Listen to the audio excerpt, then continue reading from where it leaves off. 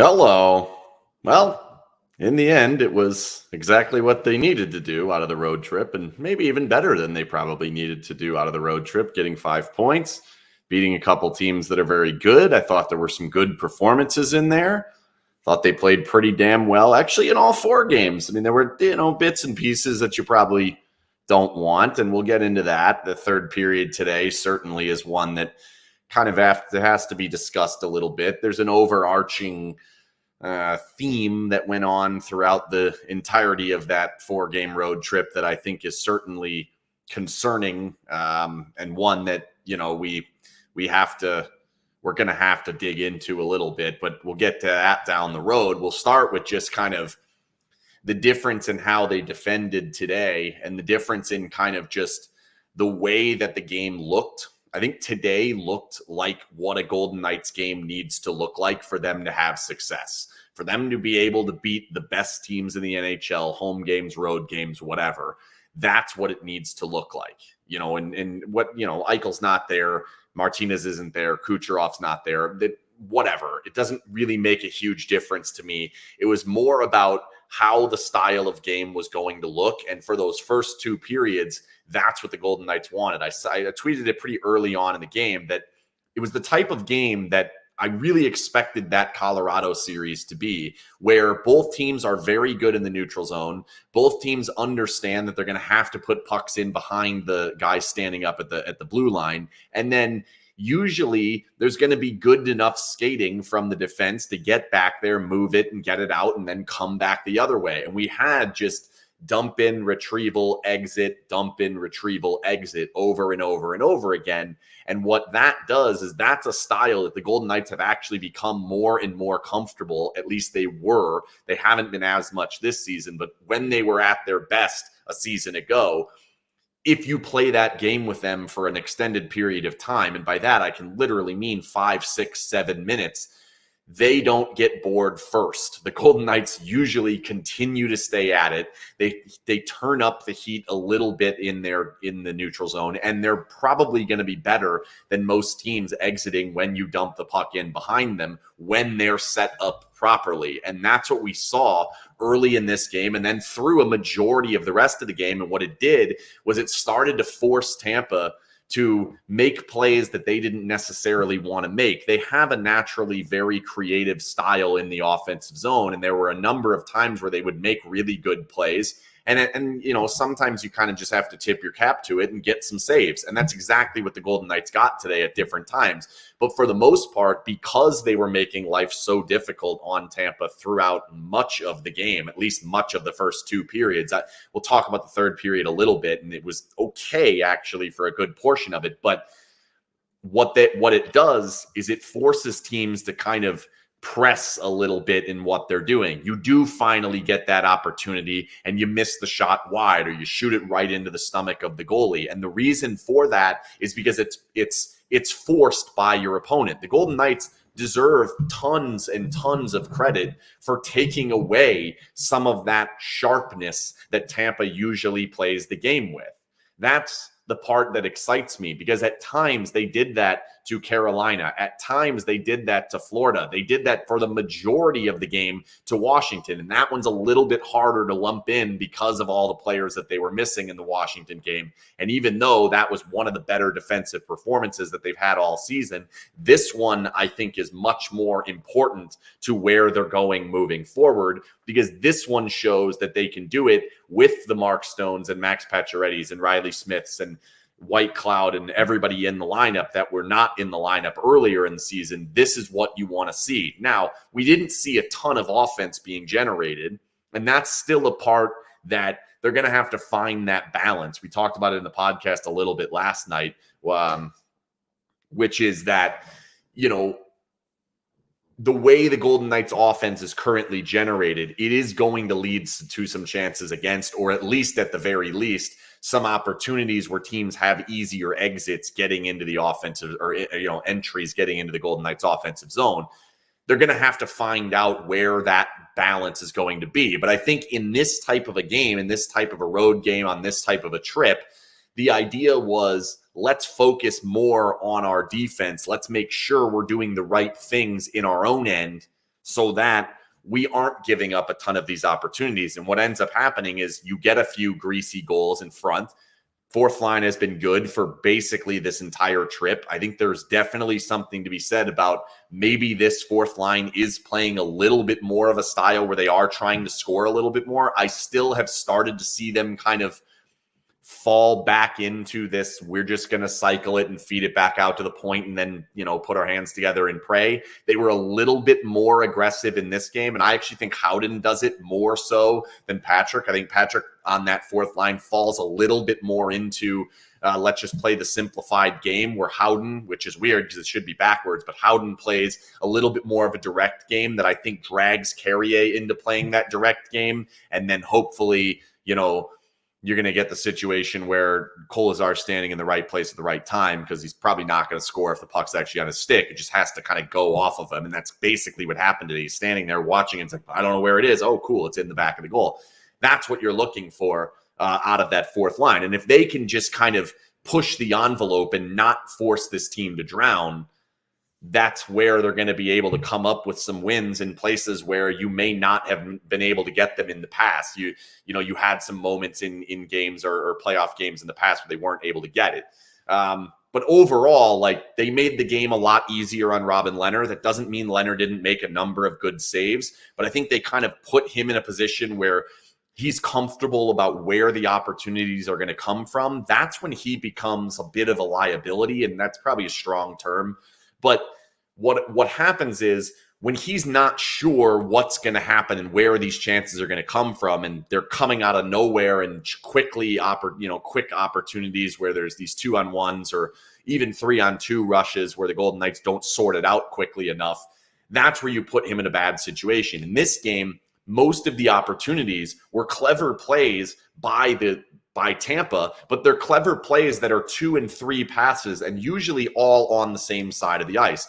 There's drop passes, there's kind of diagonal seam passes, but they're from the point up, down, closer to the goal or back or whatever. And he knows and has enough time to be able to see that, react, and get across. And because of the defensive structure the Golden Knights played with, he's not all that concerned about some of these shots coming from a little bit further away. He can be more active to getting to that cross-ice pass when it does eventually come, when they're able to take that risky pass, because they were blocking shots. They were, man up very well for a majority of the game. They were in a position where the structure was good for most of the game. There were not a lot of rushes against. That's how you make Robin Lehner good. That's the bubble. That's when we saw the way the Golden Knights played in the bubble, when the shot suppression machine was born. That's when he was at his best, because they put him in a position to succeed. When they do that, they're really dangerous to play against. But then the third period comes around, and before I talk about that, I will tell you that Conler and Associates CPAs are the sponsors of all Periscopes on SinBin.vegas this season, and it is coming up to tax time, people. It is almost February now. I actually just got an email that said I have a W-2. I don't. It probably isn't even mine. I don't even think I get a W-2 anymore because I don't even have a real job. But I got an email that it probably wasn't even real. I don't even know. But people are probably actually getting W-2s. People that get W-2s are getting them. And if you don't know what to do with them, or you just think, I don't want to do my taxes this year, I know I don't, then go to Conler and Associates CPAs. And if you have cryptocurrency, or you have gambling winnings, or you're a big poker player, like our intern who won a tournament or came in 5th or something, and he was very excited about that, I'm going to make him go to Conler and Associates CPAs and get a free consultation by telling him that SinBin sent you. So please do that. ConlerCPA.com is the website. It's Conler with a K, as you can see, if you make the screen bigger, which if you do that, focus on the bottom left-hand corner and not the middle where I am, because the logo is much better than my face. Okay, so third period. The beginning of the third period, obviously, Golden Knights lead by 2. It's a road game. They know, let's just try to find a way to get to the end here. I do think their legs started to run out underneath them. That's something that I don't think is that big of a deal, and isn't something that you have to be all that concerned about moving forward, because of the fact that they're not going to be playing 4-game road trips against 4 different great teams that play slightly different strategies. That's not going to be the case when the games truly matter, when we're going to need the best out of the Golden Knights. So that portion of it doesn't bother me. There's enough over the course of these 4 games that you can say that is enough of a cup contending team that you can start to feel like, all right, a little tweaks here and there, kind of dial this into being a little bit more consistent, and they're going to be able to get this thing done. That's the positive. The negative is when that third period came around, they knew they were going to get a pushback. And what the style of play that they decided to play was kind of I wouldn't say it was completely a bunkered in style, but it was a safe and simple style to where when we have an exit, let's take it and let's not worry about what it means going forward. They were not trying to play shot suppression in that particular game. They're not trying to do anything that is creating that third goal. They were just going to allow Tampa to hand them that third goal if that's what was going to happen. And it did like 4 times, and the Golden Knights never actually took it. Obviously, they take a couple penalties. That hurts you quite a bit. You can't do that. And that's part of, I don't think that bunker in style and that simplistic style is how the Golden Knights should be playing when they're protecting a lead. Part of the reason why I think they are blowing leads this season is that they are kind of sitting back and not being able to ramp up the shot suppression machine, which got you to 2-0 in the first place. They had like 9 shots through 2 periods. And I don't necessarily buy that number as much. Yes, I believe that only 9 shots made it to the goalie, but there were enough chances, there were enough shots that were missed and blocked and different things that that wasn't like an elite shot suppression style game. However, it was good enough, and it was enough that when you're doing that against a team like that, you can be able to amass a 2-goal lead.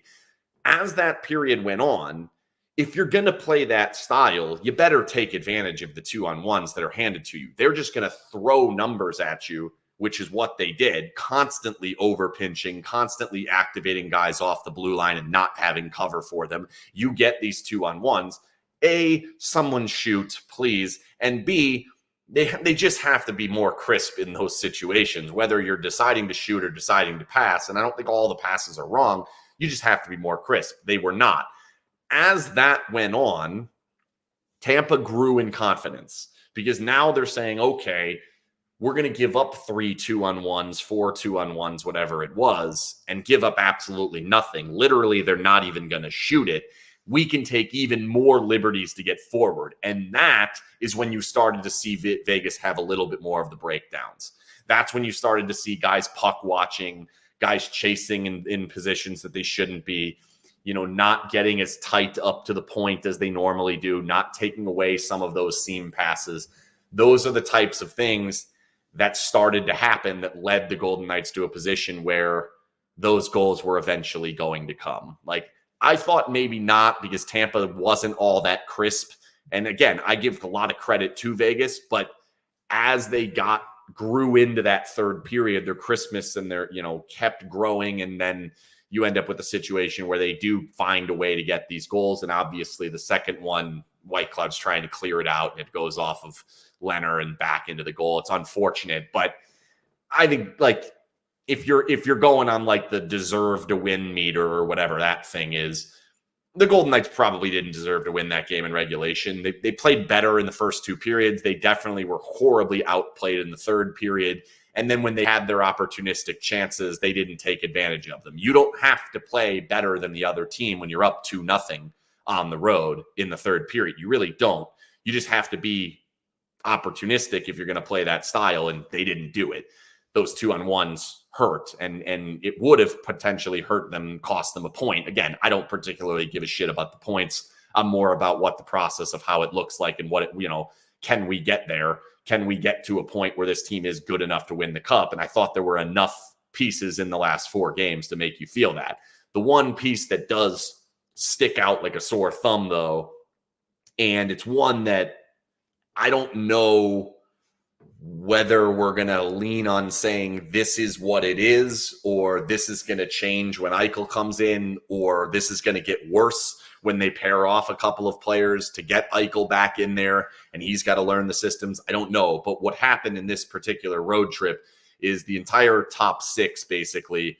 And I think it was all the top six. I know Gosher said top 7 scorers did not have a point. And throughout that game, that did not change. It was only Howden and Carrier that got on the board in this game. You get the goals in overtime or sure shootout, so that doesn't really matter to me.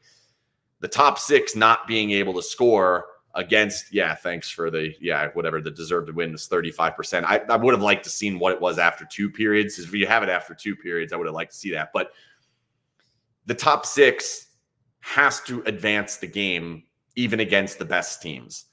The bottom 6 of this team is okay as it currently stands. It is probably above average, but it is not an elite bottom 6. They do not have elite scoring generation from their bottom 6. The days of Alex Tuck being there are gone. The days of hoping that it was going to be Eric Halla or hoping that it was going to be Stastny or, somewhere where there was some scoring generation from that group.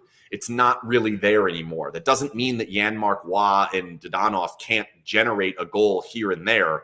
But when you play against a higher end defensive team and you get the matchups against a team that is as deep as you, Tampa being one of those, you have to progress the game with your top 6. And to me, the misfit line got kind of beat up for all but about 1 or 2 shifts by the Point and Palat and Sorelli line. I thought the Stone line, obviously they're missing Stevenson, so that matters, but you're also playing against a team that's missing Kucherov. So they kind of, I thought, held their own, but I thought the better chances definitely were coming off the stick of Stamkos as opposed to Pacioretty and Stone. So as a whole, you look back and you say, okay, well, that just means even more is going to be relied upon from the defense. And when you play against good teams with good goalies that have a system set up to beat the Golden Knights, which is not what Tampa was doing in this game. They were just playing their game. When you play in a postseason series and they get the matchups that they want and they bunker in against your shots from the point, and the biggest thing is probably there's a true commitment to blocking shots that does not exist in the regular season. When people say the game changes, that's really the biggest change that happens is guys suddenly are willing to break an ankle to block a shot early in the second period of game 3 that they're really not in this particular type of a game. Like, I know Sergachev takes that one and that one, but that's a situation where that's a complete breakdown and they have to make it happen. So without the top 6 advancing the game offensively, and I don't think they got killed defensively, maybe a little bit for that first period from the misfit line, and that's probably going to change. So I'm not going to go overboard on that.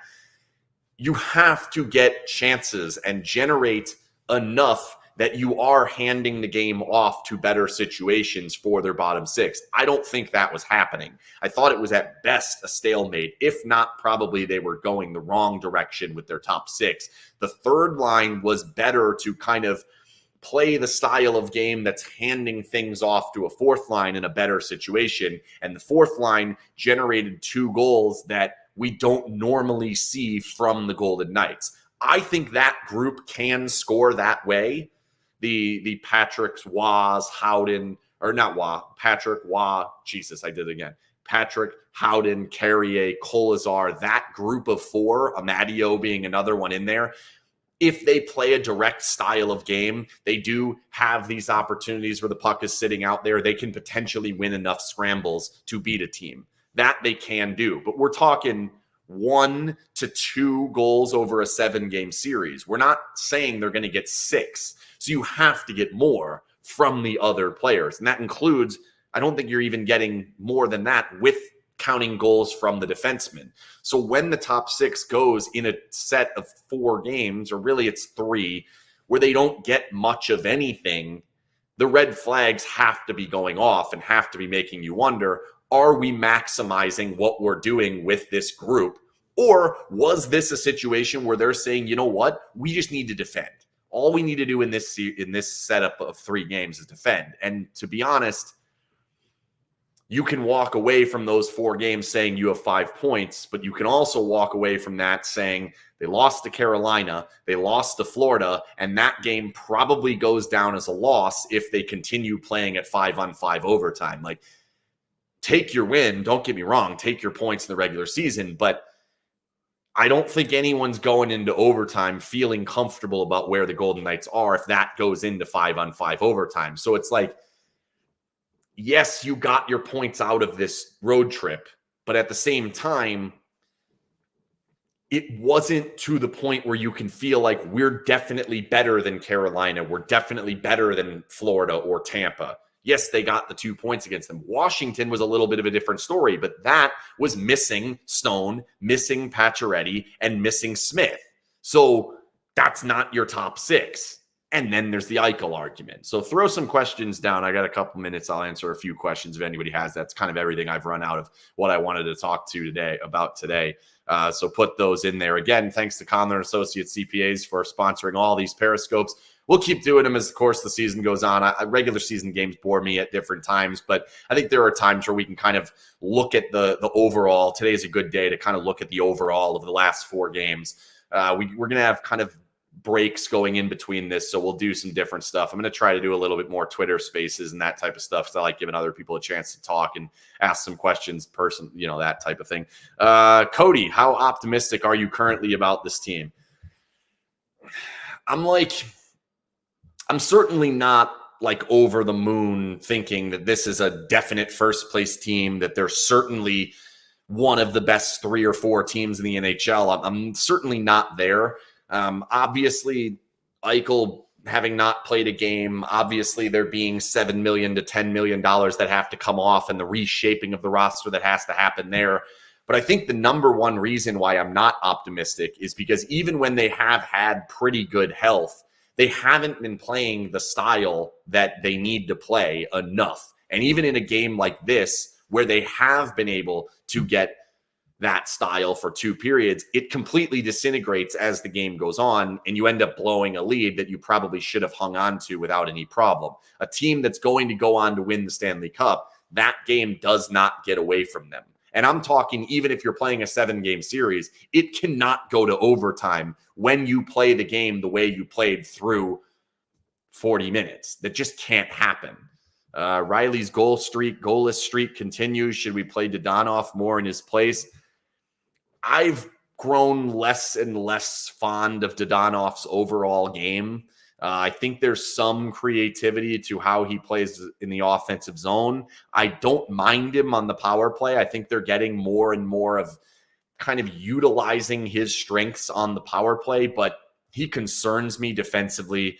For whatever reason, he always seems to be F3 in the 1-1-3, meaning he's the one standing up on the blue line. And I think that's just an invitation to problems. And I think as you move him down the lineup, your best opportunity is him playing on the third line. I think that's your best chance of getting some offensive generation. I think he can potentially be something for you against a team that isn't as deep or maybe is loaded up offensively down their roster. You can take advantage of them when you get a good offensive zone draw with your third line. Maybe you can get a third or fourth line matchup with Dadonov out there, Wah, Janmark, whoever else happens to be on that line at that time. That's the benefit I think that he offers. I don't think he's worth what they paid for him. I still think looking back, they wish that they could have not made that move. You'd rather have what's his name? 22. I can't think of his name. Holden. You'd rather have Holden as opposed to Dadonov and the money that he's using up. It is what it is. They didn't think they were going to get Eichel. They end up getting Eichel, and now you got to figure it out. I don't think he's going to get moved. I don't think that they're going to make that move where they bring a guy in, give him up, and give up assets to do it. They're going to have paid multiple assets, had him against their cap, been over the cap the entire time, which has forced them into LTIR when they get there, and then move him for what would probably be a cost. They haven't been very willing to give something up with a player. They're only willing to just have the guy taken off their hands. I don't know that anyone's even taking him off their hands because of the term that's left and where the salary cap's headed in the next few years. I don't think anybody's going to look at the play that he's put up on a team that scored a ton of goals. I think if you actually scout him, the numbers don't actually match the way that he's played. The numbers are actually better than the way that he's played. I think that's actually the case for a lot of different Golden Knights this season. It doesn't mean it's bad. Like, you'll take your goals, but like the generation of how they're going to score goals and what kind of replicable goals are coming, I don't think they're a 3.5 goal per game team. I think they're more like a 2.8, 2.9. So to win in the playoffs, they're going to have to allow 2 as opposed to allowing the 3 and 4 that they've done. Which original Golden Knight do you miss the most playing for the Golden Knights? Probably Perron still. I just think Perron has a skill set that nobody else has had. The closest guy that they probably have to him is Waugh. I'm starting to see a little bit more out of it from Chandler Stevenson. It's that ability to hold the puck, buy time for everyone else, and completely break down a defense just by simply holding the puck along the half wall. It's very dangerous, and it creates like an uncertainty in defending. It forces guys to puck watch. It allows activation from defensemen. I think Perron would be killer with Alex Pietrangelo. We've seen it in the past. He was when they were on the same team. Like, I think he would be awesome with Pietrangelo in this group. What is this one? Hey, Ken, he won't admit it, but he won't admit it. But I'm confused. But Leonard's body language is night and day from road games to home games. Not sure if he knows his defense will show up more on the road. Yeah, I'm starting to see this. I don't really buy it. The whole he's better away from the fans than what I don't think he cares that much. Or maybe he does, but I think it's coincidence, if anything. I think they've just played a simpler style on the road. They're more focused on defending, and I think a lot of that has to do with the teams that they're playing on the road. When they're playing a team like a Boston or a New York Rangers or Washington, Tampa, Florida, Carolina, the better teams in the league, and mostly Eastern Conference teams, they're playing a more conservative defensive style, which is the style that they should be playing all the time. You want a boring game if you're a Golden Knights fan. That's how they're going to win the cup, if they're going to win it with this particular team. They haven't been committed to that at home at all, really. And then when they play road games, they've played a lot of tougher games on their schedule on the roads to this point. So that's why I think it's headed that way. I don't think it's anything. McKenna's talked quite a bit about his body language, and he doesn't like his body language when goals are going in. I'm not going to tell McKenna he's wrong on that one. I would be interested to kind of get the truth serum out on some of the players and say, like, how much does that actually bother you, or do you even notice it? I'm not sure. Again, like, it's been now, this is 3 seasons that 2.5 basically, a postseason, a full season, a postseason, and now a full season here that we haven't been in the locker room. I don't get the sense that this group is nearly as close as what they have been in the past. So that's kind of where I think the body language can potentially come and be a little bit of a problem. Assuming no roster change, because we don't know who goes for Eichel to play yet, how many points does this roster get over the rest of the season? Well, I don't think we can assume no roster change, but I don't necessarily think it changes all that much of how they're going to finish. I think once Eichel gets put into the lineup, they're going to be a little bit more disjointed than they've even been to this point. And because of that, I do think you're going to drop a few more points than what you would probably expect with a healthy team. However, this team as a healthy team, the way they play, what they do against teams that aren't as good as them, when they're closer to healthy, when they're closer to playing the right way, they dominate those teams. I think that will continue. They have a lot of Pacific Division games left. They have a lot of games against bad teams.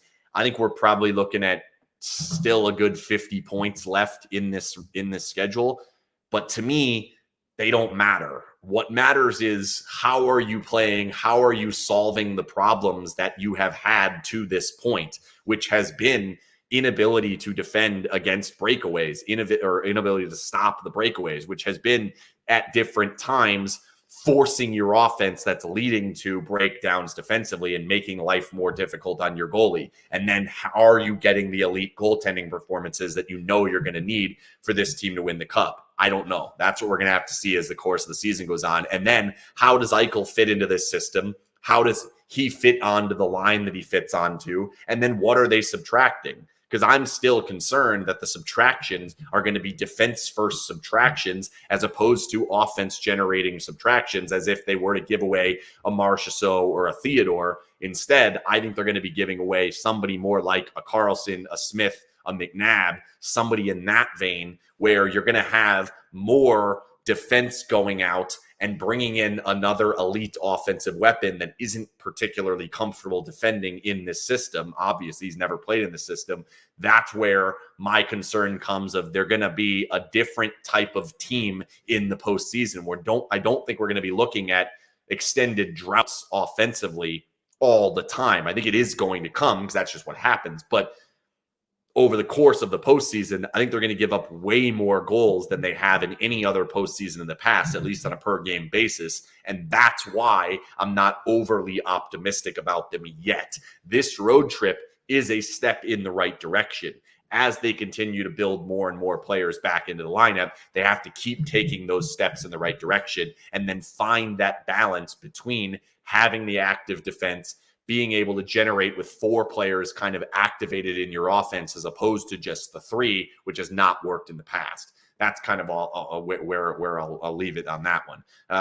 Thanks again to Conler & Associates CPAs for sponsoring this Periscope and all the Periscopes this season. We will be back at some point next week. I don't know when it is.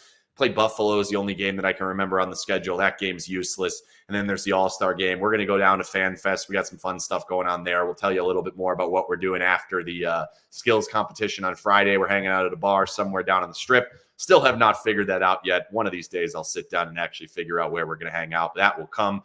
Wednesday is going to be goalie interference again. Podcast from last night. We'll probably do another podcast sometime during the break after the All-Star game so we get a little bit more of a look at what's going on beyond there. And, of course, Eichel Watch is continuously going to be on. He's going to be cleared for contact sometime in the next week here. So we're going to be getting there, and then that brings up what does the trade situation look like. Obviously, around the trade deadline, and whenever that trade comes, we'll hop on Periscope right after that as well. Those are my favorite ones to do, is kind of that quick reaction to talk about what happened and how it's going to affect us. So that's it. Good road trip as a whole. Good step in the right direction. Starting to defend. I like it. We'll take the 5 points. They're still in first place. I don't think that's in any way a concern or doesn't even matter. I think you want to finish in second anyway, but we'll talk about that another time. Good night.